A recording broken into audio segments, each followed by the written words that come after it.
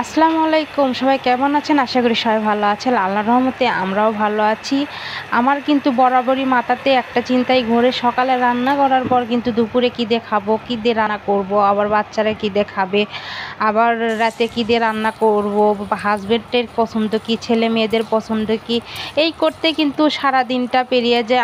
আমি মনে করি আমার মতো সকলেরই এ অবস্থা। সংসার জীবনটাই এমন, একে অন্যের চিন্তা করে যখন চলবো তখনই মনে হয় সংসারটা ভালোভাবে করা যাবে। যাই হোক, আজকে রান্নাটা একটু শর্টকাটেই ছাড়লাম। এখানে চিংড়ি মাছ দিয়ে মিষ্টি কুমড়া রান্না করেছি, আর এখানে বাচ্চাদের জন্য চিকেন রান্না করে নিচ্ছি।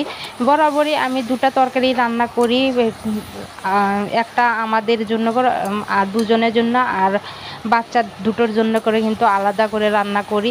যাই হোক, আমাদেরটা ঝাল আর বাচ্চাদের জন্য করে কিন্তু একটু ঝাল কম দিয়ে বান্নাটা করি। আর তরকারিটা ভালো হলে কিন্তু অল্পতেই হয়ে যায়। বরাবরই অল্প করে রান্না করার চেষ্টা করি, চারজনের সংসার আমাদের, সেভাবে রান্নাটুকু করে নিই। যাই হোক, আল্লাহর রহমতে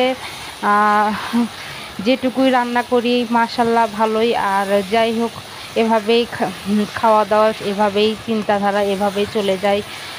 সবাই দোয়া করবেন, সবাই আমার ভিডিওটি কিন্তু বেশি বেশি লাইক কমেন্ট শেয়ার করবেন, আর অবশ্যই কিন্তু সাপোর্ট করবেন। আর এখানে আমি মুরগির মাংসটা খুব সুন্দর করে কষিয়ে নিব, তেল না বের হওয়া পর্যন্ত আমি কিন্তু কষাতেই থাকবো।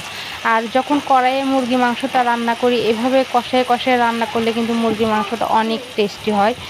আর এভাবে আমি বরাবরই রান্না করি।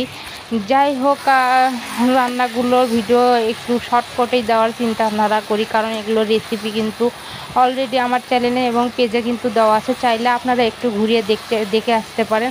আর আপনারা কিন্তু অবশ্যই বেশি বেশি করে সাপোর্ট করবেন, আপনাদের সাপোর্টই কিন্তু বেশি দরকার আমার।